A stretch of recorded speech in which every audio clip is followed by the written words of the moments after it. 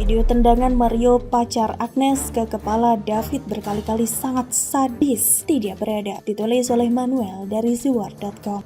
Sebelum kita lanjut, jangan lupa subscribe dan nyalakan loncengnya agar Anda menjadi yang pertama mendapatkan informasi dari jurnal terupdate. Saya sudah melihat video penganiayaan dari anak dari Ditjen Pajak kepada anak ketua GP Ansor. Dan ketika melihat itu, darah saya mendidih karena melihat bagaimana penyiksaan itu terekam langsung dari sebuah ponsel yang berada di dalam mobil Rubicon plat palsu. Dan kasus ini saya bisa melihat ada kemiripan dengan kasus Ferdy Sambo dan Putri Chandrawati. Di dalam kasus Ferdy Sambo, kita melihat bagaimana Putri Chandrawati juga menjadi otak di dalam pembunuhan berencana Brigadir Yosua. Sedangkan yang anak Dirjen Pajak bernama Mario Dandi Satrio juga diduga kuat karena masalah wanita. Dan saat ini wanita bernama Agnes juga menjadi trending pencarian di Google. Cari orangnya, ingat namanya. Saya melihat ada bau-bau Ferdy Sambo juga nih. Melihat bagaimana video itu direkam, sang korban sudah terkapar di lantai dan kepalanya masih ditendang berkali-kali meskipun dia sudah tidak melawan. Dan dari pemberitaan sampai hari ini, saat ini sang korban masih belum sadarkan diri di rumah sakit. Saya kira polisi harusnya menyangkakan pasal yang lebih berat daripada sekedar penganiayaan yang maksimal hukuman 5 tahun. Kalau melihat dari video tersebut, kita tahu bahwa kemungkinan besar ini bisa masuk pasal percobaan pembunuhan. Tapi kenapa hanya disangkakan dengan hukuman maksimal 5 tahun? Mungkin saat itu polisi masih belum dapat rekamannya. Tapi setelah dapat rekamannya, saya berharap Fadil Imran bisa menjadi orang yang memberatkan hukuman kepada Mario. Kasus Ferdy Sambo dan Mario ini mirip karena mereka sama-sama menjadi raja kecil di dalam konteks masing-masing. Satu punya kekuasaan dan merasa bisa menutup-nutupi fakta penembakan dan pembunuhan berencana. Yang satu lagi merasa punya kekuasaan dengan harta dan mobil yang mewah, dengan bapaknya yang bergelimang harta karena memungut pajak dan gajinya gede. Setelah masyarakat gak percaya sama polisi, sekarang masyarakat jadi malas bayar pajak karena pajak-pajak yang dibayarkan ditakutkan dijadikan bahan flexing nih bagi keluarga Dirjen Pajak. Sepertinya Mario salah pilih musuh karena yang menjadi korban adalah anak ketua GP Ansor di Indonesia. Kalau bicara tidak sadarkan diri selama 2-3 hari itu sudah artinya mendapatkan pukulan dan trauma di kepala yang sangat keras. Saya berharap David cepat sembuh, karena jika tidak sembuh, maka netizen akan lebih menuntut hukuman yang jauh lebih berat kepada Mario yang masih berani membusungkan dada saat berbaju tahanan. Saya takut ada permainan di belakangnya karena memang ini duit gas sedikit. Jangan sampai ujung-ujungnya gara-gara kesalahan dan kelalaian polisi, nanti Kapolri malah yang disalahkan. Padahal sangkaan kasusnya ini sangatlah besar.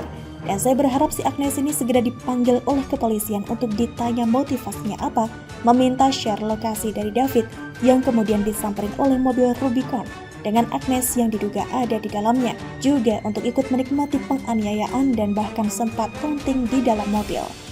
Saya kira ini sudah menjadi hal yang berbahaya jika tidak diusut tuntas. Dan saya percaya GP Ansor juga barisan Banser tidak bakal diam melihat hal ini.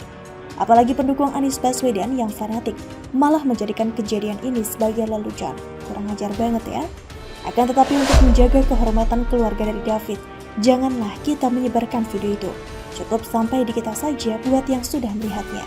Saya berharap Fadil Imran gak cuma berani ya sama debt collector, tapi harus berani juga sama anak orang kaya sekaligus Dirjen Pajak. Katanya sih sempat dengar-dengar mobil Rubiconnya sempat menghilang dari polsek lalu kemudian balik lagi. Gak tahu deh buat apa itu mobil mendadak hilang. Apakah ingin coba hapus sidik jari yang ada di dalamnya atau bagaimana? Yang pasti, jika ada orang-orang yang ingin mencoba melakukan pembangkangan hukum dan tidak mau bekerja sama untuk penegakan hukum, tentu hukumannya akan lebih berat lagi. Kita harus kawal bersama-sama agar si Mario ini bisa membusuk di penjara. Dari video permintaan maaf bapaknya juga saya nggak simpatis sama sekali, karena kelihatannya mereka adalah keluarga yang hidup dan memiliki nilai-nilai kesombongan yang rasanya sulit untuk diterima. Anak di bawah umur dikeroyok sama pemuda dewasa yang jumlahnya bukan cuma 1 lawan 1, tapi sudah rame-rame dan divideokan pula. Ngeri. Bagaimana menurut Anda? Acara Anies makin sepi, beredar kabar door prize settingan, ditulis oleh Manuel dari Ziwar.com. Sebelum kita lanjut, jangan lupa subscribe dan nyalakan loncengnya agar Anda menjadi yang pertama mendapatkan informasi dari jurnal terupdate. Makin lama rakyat Indonesia semakin pintar. Dulu Anies waktu dijual di pinggir jalan, masih banyak yang mendatanginya karena diiming-imingi oleh door prize alias hadiah yang diundi untuk para hadirin.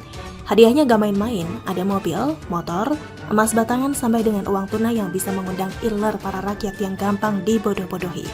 Anies dijual murah di panggung-panggung dengan iming-iming door prize, lama-kelamaan semakin menyusut. Kok bisa? Ternyata ada yang mengatakan bahwa door prize itu adalah settingan. Orang yang mendapatkannya diduga tim relawannya sendiri, sehingga bikin males.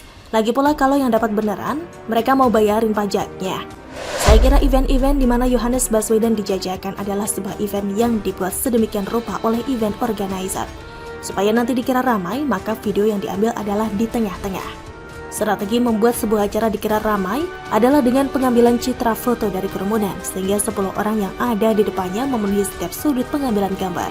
Saya belajar hal ini di sebuah company yang melakukan iklan. Tetapi apakah sebetulnya ramai? Tentunya tidak. Angle dari pengambilan gambar itu penting. Coba kalau kita ramai-ramai selfie, jangankan 10, 5 orang saja sudah sesak itu. Artinya, cara membuat ramai itu gampang. Lalu setelah pengambilan gambar atau video di sudut yang diinginkan, mereka membuat narasi seolah-olah ramai. Tapi jangan pernah lakukan hal ini ya. Jangan pernah melakukan pengambilan gambar lewat drone yang menampakkan sebetulnya yang terjadi. Perspektif drone itu benar-benar membuat kita sama-sama mengetahui apa yang terjadi. Tapi jangan tinggi-tinggi, nanti ketahuan gobloknya. Kayak di acara 212 pendukung Anies yang ibadah di sebuah bangunan yang dibangun di era Bung Karno yang menandakan titik. Ibadah kok menyembah simbol begituan? Makanya agak heran otak mereka itu, sudahlah jangan dilanjutkan ya. Sehingga angka 7 juta di Monas itu bisa kita sebut hoax. Kenapa? Karena pengambilan gambar dari drone terkesan ramai itu ketinggiannya juga rendah membandingkan dengan konser Woodstock di tahun 1969 hanya 400.000 orang. Tapi fotonya begini loh. Sedangkan Monas diprediksi hanya 600.000 saja atau mentok-mentok 1 juta lah. Itu pun bayaran 100 miliar. Dan apalagi ditambah door prize. Door prize yang di acara Monas itu nggak nanggung-nanggung. Door prize-nya surga. Jadi dari sini kita paham kalau Anies itu suka pakai cara pencitraan bodoh. Makin dilakukan, kebodohannya makin mempuncah. Makin lama makin gak jelas, makin kebongkar kedunguannya. Door prize pun ternyata fiktif. Bagaimana menurut Anda?